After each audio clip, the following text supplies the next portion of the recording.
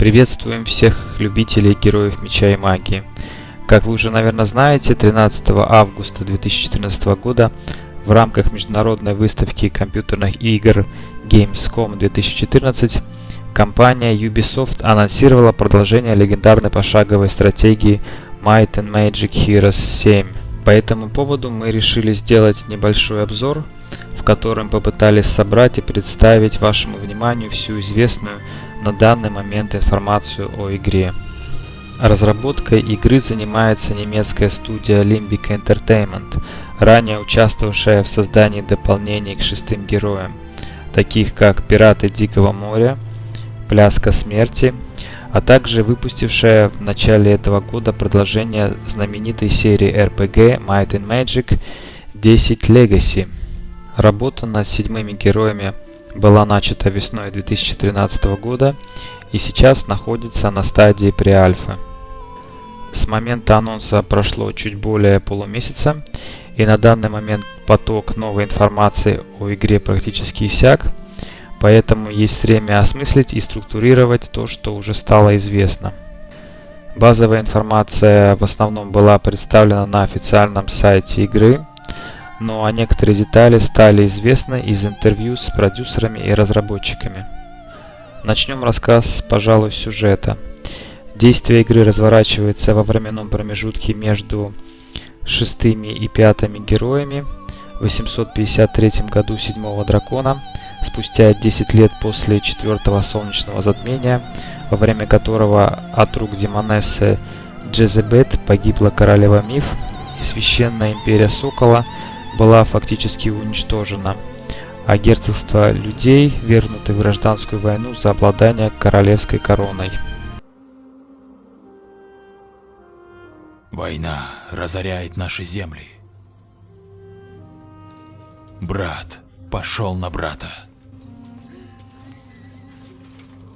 Я должен остановить это безумие. Но в одиночку мне не справиться.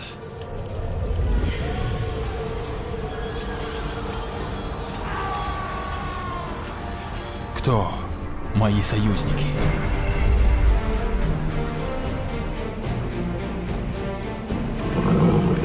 Тьма, сбивающая врагов с пути.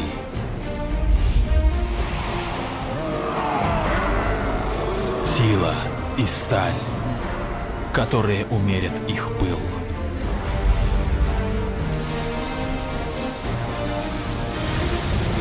Магия, меняющая ход боя.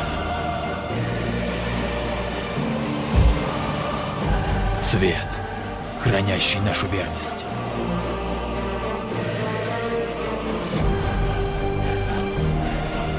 Суровые времена требуют созыва срочного совета, которого еще не видывал наш мир.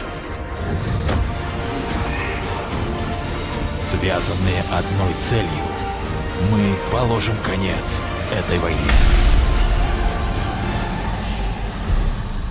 Итак, наш главный персонаж Иван, герцог Грифона, является единственным, кто может восстановить мир и процветание. На своем пути к трону он должен узнать, что значит быть истинным лидером, узнать цену трудным решениям и последствиям их принятия. На помощь себе он созывает Совет Теней, который состоит из 6 советников, каждый из которых представляет одну игровую фракцию – ангел, маг, некромант и орк. Оставшиеся 2 советника еще не определены. В ходе кампании каждый из них поведает Ивану истории о легендарных героях прошлого, которые определили судьбу их народа. Каждая история даст важный урок будущему королю Священной Империи. Таким образом, нас ожидает 6 сюжетно не связанных кампаний за каждую из фракций, и 7-я заключительная кампания будет за герцога Ивана Грифона, которая расскажет о его пути к завоеванию короны. Как мы уже сказали, в игре будет участвовать 6 фракций. Альянс Света, фракция людей, которая будет представлена герцогством Волка. Академия, фракция магов и серебряных городов. Непокорные племена, фракция орков, за которых на этот раз выступят представители пустынных орков Сахары. И 4-я фракция Некрополис. Оставшиеся две фракции еще не определены и будут выбраны путем голосования среди фанатского сообщества на официальном сайте игры. В данный момент идет голосование между лесными эльфами и гномами, в которых эльфы пока выигрывают с двукратным перевесом. Следующими фракциями, между которыми придется делать выбор, по предварительной информации будут темные эльфы и демоны. Фракции на этот раз будут представлять не 7, а 8 юнитов. 3 базовых, 3 элитных и 2 чемпиона. Но играть все равно будет возможно только 7 юнитами, так как для чемпионов предусмотрена альтернативная постройка. Игрокам придется делать выбор одного из двух возможных. Все юниты будут иметь один апгрейд. Кроме того, в игру опять вернутся боевые машины. Их роль будет более значимой, чем это было принято ранее. Более подробно по этому поводу пока ничего не известно. Состав фракции людей и магов уже удалось определить официальным и неофициальным образом, благодаря портретам юнитов, залитым на официальный сайт. За Альянс Света будут выступать, соответственно, в основе стражи, арбалетчики и волки. В элите всадники, священники и вотчеры.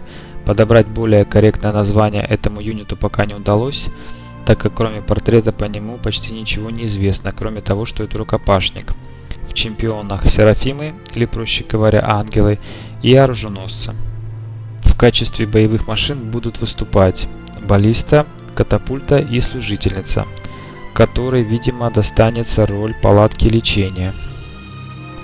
За Академию в основе будут сражаться новички-кабиры и уже привычные горгули и големы. Элитные войска джинны, дисайплы маги подмастерья на коврах-самолетах и ракшасы. В качестве чемпионов у магов будут титаны и магические птицы, боевые машины Малая и Великая пирамида, а также палатка лечения. По двум другим анонсированным фракциям никакой информации нет, кроме слухов о том, что в рядах пустынных орков могут появиться гнолы и бегемоты, так полюбившиеся игрокам еще в третьей части героев. Достаточно много интересной и обнадеживающей информации стало известно и про геймплей будущих героев. Во-первых, игра сохранит свой классический пошаговый режим, как на приключенческой стратегической карте, так и на боевой арене. В игру вернутся 7 ресурсов, но самоцветов ртути и серы не будет, так как, по словам Юби, они не соответствуют истории Асхана. Из новшеств заявлено наличие интерактивных объектов на карте, то есть игроки, например, смогут строить и разрушать мосты, спускать лавины и осушать водоемы. Конечно, все эти возможности могут быть применены не ко всем объектам, а только к тем, где предусмотрели мэпмейкеры. За основу системы навыков взята концепция скиллвилла из 5 героев, а магия теперь снова изучается в гильдиях магии и в специальных зданиях на стратегической карте. Школ магии 7. Это свет, тьма, огонь, вода, земля, воздух и изначальная магия. Сами герои будут иметь несколько классов. Первоначально предполагалось, что их 4 по числу портретов на официальном сайте. Но позднее эта информация не была подтверждена инсайдерами, поэтому точное число классов пока неизвестно. Каждому классу будет соответствовать определенный набор навыков, которые подразделяются на боевые, магические и нейтральные, и открывают в свою очередь доступ к соответствующим специализированным умениям. Как пояснили разработчики, изучить все доступные навыки и умения будет невозможно, поэтому игрокам придется делать выбор. Например, специализироваться в прокачке героя на чем-то определенном или пытаться развивать его сбалансированно. Разработчики отказались от введенной в 6 героях системы конвертации замков. Теперь вы не сможете изменить город на другой после того, как захватите его. В игре можно будет снова использовать караваны. Система боя. В 7 героях будет использована классическая пораундовая система, а не АТБ-шкала. Из новшеств введены фланговые атаки, которые позволяют наносить больше урон при ударе по вражескому юниту сзади или сбоку. Такая же система, кстати, уже используется в браузерной онлайн-игре Герои Онлайн. Еще одним нововведением станет наличие боевых арен с гораздо большим количеством препятствий, чем это было ранее. Сами бои разработчики хотят сделать динамичными. С этой целью количество всевозможных умений существ будет сокращено, чтобы юниты больше участвовали непосредственно в проведении атак. В игре обязательно будут представлены многопользовательские режимы, скирмиш, то есть классический мультиплеер, дуэли и, конечно же, Hot Seat. Что касается графики, то, как можно было уже увидеть, она на высоте благодаря использованию движка Unreal Engine 3. Тем не менее, в качестве экранов городов разработчики решили использовать архаичные 2D пейзажи. Совет теней.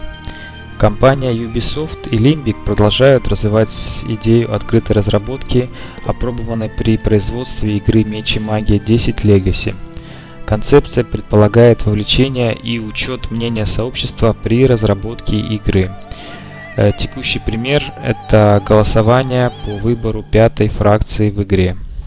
Помимо функции голосования, Совет Теней является уникальной платформой, где вам будет дана возможность получать последнюю информацию об игре, взаимодействовать с сообществом и командой разработчиков, играть, совершенствоваться, чтобы получить опыт и открыть эксклюзивные награды. Чтобы присоединиться к Совету Теней, вам просто нужно посетить официальный сайт и войти под своей учетной записью Uplay. Выход игры запланирован на 2015 год. Более точные сроки пока не озвучены. Но, учитывая предстоящий объем работы, можно смело предположить, что это будет конец 2015 года. Будем надеяться, что не весна 2016. Начало бета-теста, вероятно, стоит ожидать осенью 2015 года. Мы завершаем наш обзор. Последнюю информацию по 7 героям вы всегда можете найти на нашем сайте mightandmagic.ru. Обсудить новости можно на нашем форуме. Следите также за нами в социальных сетях ВКонтакте и Фейсбуке. Если вам понравилось наше видео, ждем от вас лайк и подписку на канал.